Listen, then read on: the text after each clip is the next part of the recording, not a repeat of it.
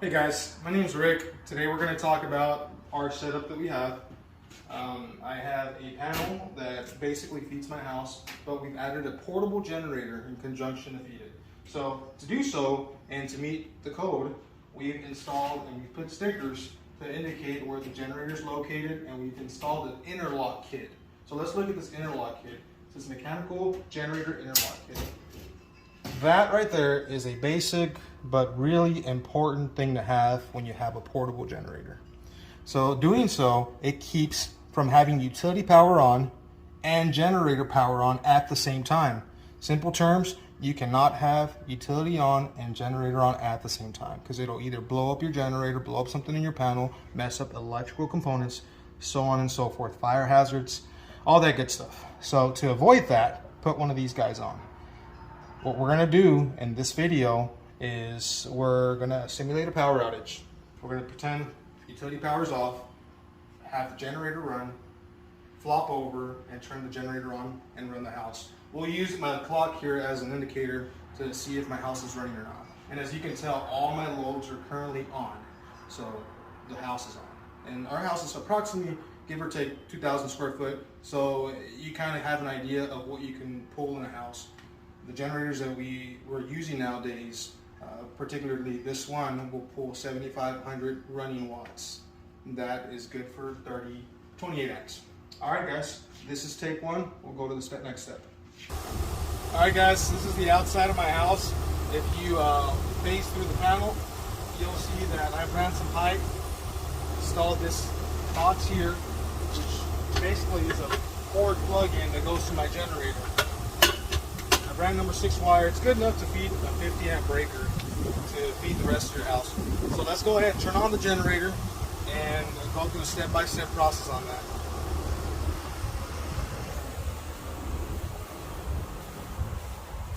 It's really important when turning things on to make sure you have your propane, if you're using propane, not facing the side that the heat's pushing out. The heat's shooting out at this other side. If you're using gasoline, obviously you'll feel there.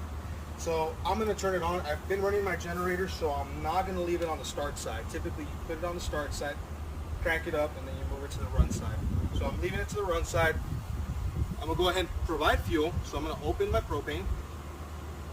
This is shooting propane through now. I make sure that this indicator is showing for propane, which it is. It's about to get a little loud. I'm going to flip this over and my indicator light's going to come on, showing that I have everything available for me. So let's do that. Red light's on. Now I can start it. So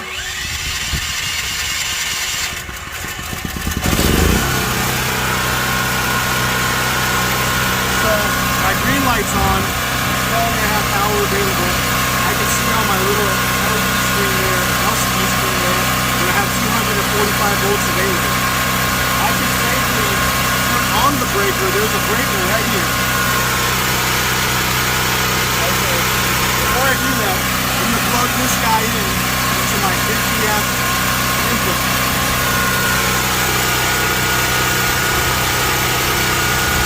Now I'm flipping on the breaker. If I do that, I can use this wire that leads to my 50 amp breaker that's in the off position. Alright, now that cord has power going through it. Basically, I have utility and generator power available right now, and I'm only running on utility. So let's go make that transition. We got generator power on. We have utility power on right now. You can see that my clock is on, right? So we're gonna go ahead and turn on the generator, but we cannot do that until we turn off utility, right? So lights are on, and we're flipping this off. Flipped it off. It just killed that. You can hear my AC just died. But I want to turn this guy on and take over. So do that, and we'll take a step back. I always move back a little forward anytime I flip anything on, and I'm going to go ahead and flip it on, look away. Now everything is running on generator power. So even though I have utility there available, it's safe to flop, because basically what happens is my generator's on, it's available, and this is feeding the panel, but since we flopped over, Now the generator's feeding all these loads, but this is not feeding those loads. So say I'm like, man, I've been without power, my generator's been feeding me, I have my AC going because it's real hot, or it's really cold and I have my heater going, and I want to be able to cook. You can do all that with these generators. These portable generators are really efficient. You just have to make sure you get the right one. You have it professionally installed. You also want to make sure that you put an interlock kit. I know I've emphasized that a couple times, but it's really important that you have that done by a licensed electrician. One last thing is we're going to go ahead and talk about flopping over. Your neighbor's lights came back on, and you're like, well, I want to save some propane, gasoline, or save it for later in case there's another power outage. Well, let's go ahead and do that. Let's go ahead and flip the main on, but you can't do that until you flip the generator on. Fortunately, you have this thing here. So we're going to turn off the generator power. You'll see that light transition off. Boom. Everything's off. This moves over. I can turn my main on.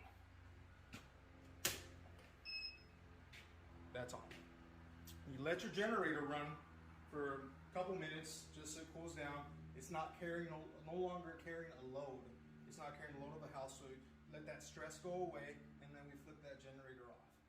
Now you're on utility power, and that's how you effectively and efficiently